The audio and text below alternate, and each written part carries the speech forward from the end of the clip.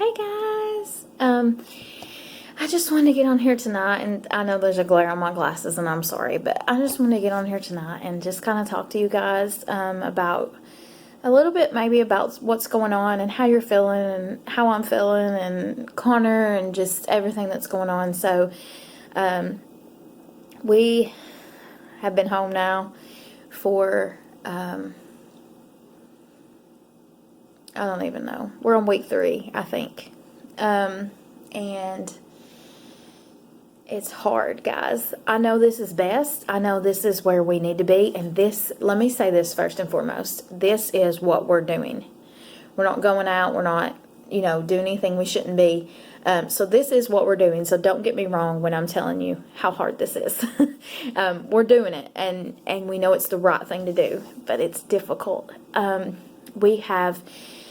I've went to Walmart once in the last month, probably. That was one evening after I had put Connor to bed.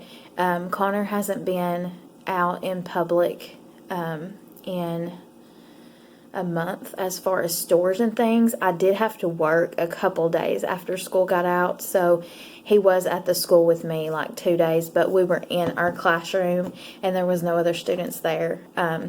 There was a couple other adults there, but he was mostly by himself besides the adults. But and other than that, he hasn't been anywhere. He did go to his grandma's like one day, but he hasn't been out in public in over a month. I know he's noticing school, don't get me wrong, but I don't know if he's really realized he hasn't been to the store in a while. He does have a button on his tablet for store, and I'm like waiting on the day he hits that, and it's going to break my heart. He did wear his backpack around the house today. He's really bored, and he would rather be at school, with his friends and getting all the attention and just kind of, he's a routine kind of kid, so he's just really thrown off. I think for the first few weeks, it was kind of like, oh, okay, we're on break or something, and I think he might think it's like summer or something because he remembers last summer when I was off with him all summer, and I'm not really sure what all he's thinking, but I know he's really bored. He's really irritable. He's really, he follows me around the house. Used to, I could just turn on cartoons and go get done whatever I need to get done. He'd be sitting right there in front of the TV, but that is not enough anymore. He is really bored. He follows me around the house. He's constantly wanting my attention. He pokes me all the time. It's almost constant. We are doing our schoolwork. I make him do a few pages a day, normally about probably what he would do at school. I make him do like that many pages a day, but we don't have like a big long set time or a big long set schedule, and we probably should.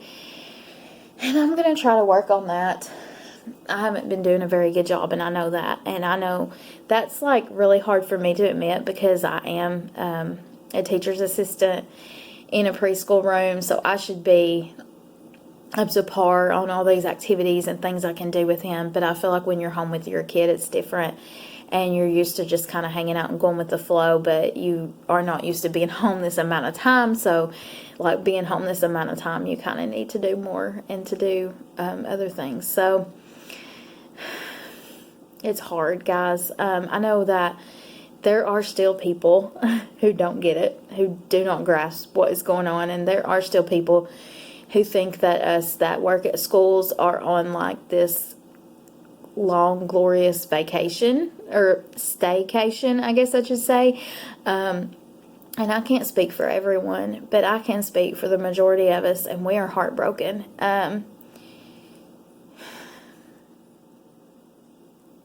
There's no place we would rather be than with your kids. And I'm thankful that I work somewhere that is closed and I can be home with Connor because he does have a weakened immune system. He does have a lot of lung trouble. And so it would be very bad for him if he caught this virus. And so I'm grateful. I'm very thankful. But I miss my normalcy. I miss my kids at school. And I'm just very sad. And you know, as they keep pushing the date for school further and further back, the thought has crossed my mind, as it's crossed everybody's mind, that we could possibly not be going back this year. And that breaks my heart. It kills me. Anyway, I feel like at first it was like, gosh, this is so serious. This is, okay, at first you're in this stage where it's like, what's going on here? You know, you're trying to figure out what's going on. I don't understand. You're looking up statistics. You're thinking about it all the time.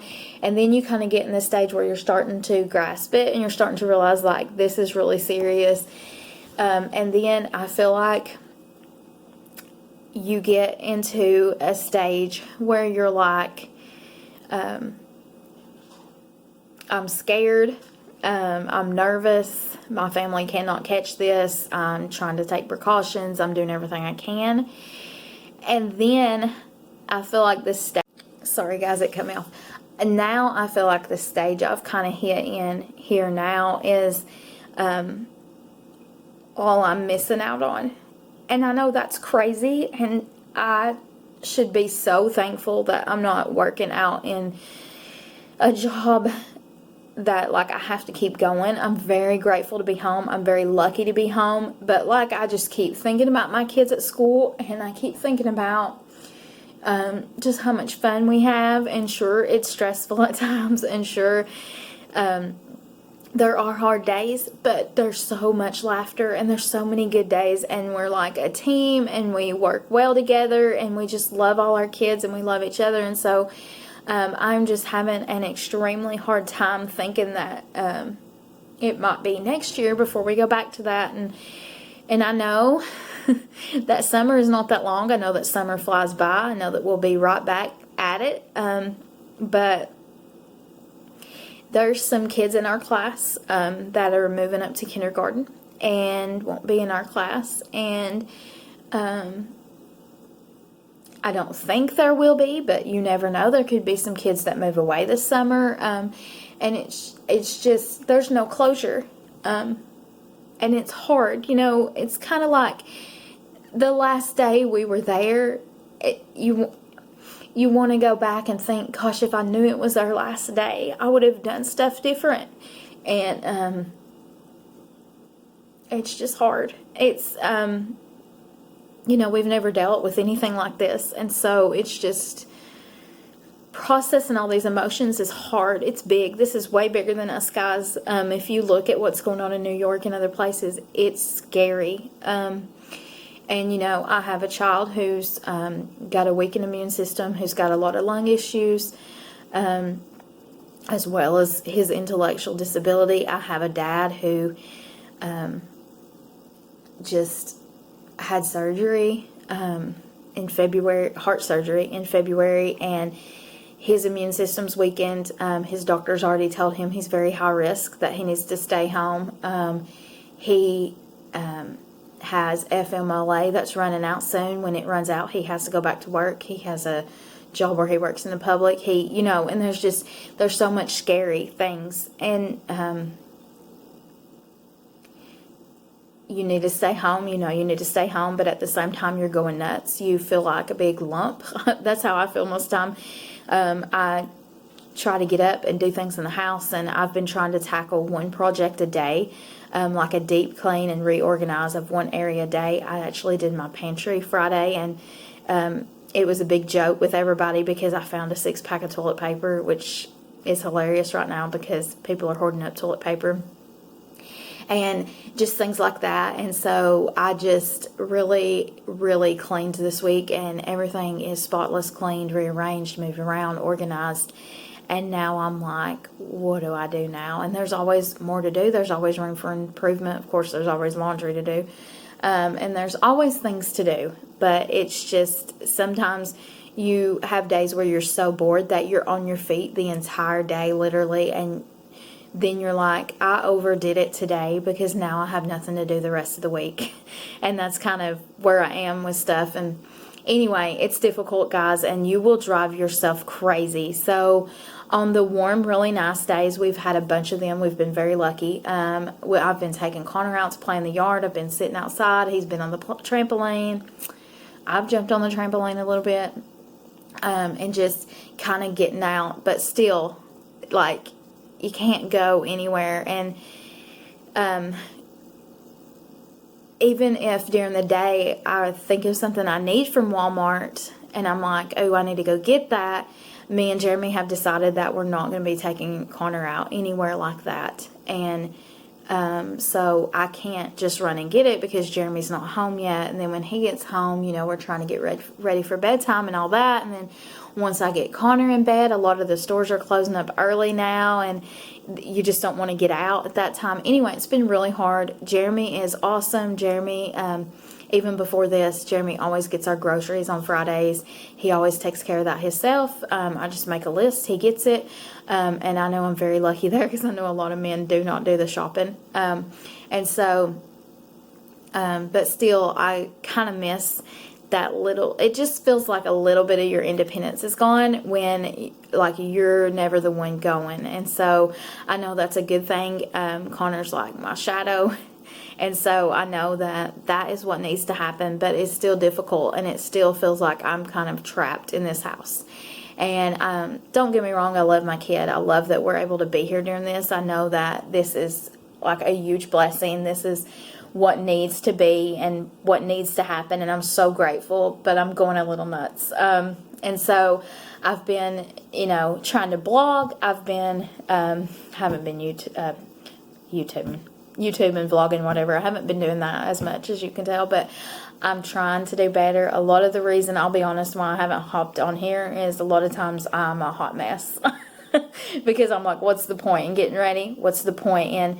And I don't think that's good either. I think we should get up and get ready. I have been making myself shower every day. I know that sounds horrible, but it's one of those self-care things. And it's one of those things where if I don't do it, I'm going to feel even more worthless. And I'm going to start getting in kind of a depressed state.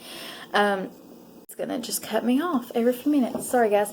I'm really anxious, and I just have lots of anxiety, of course, right now, as well, as always.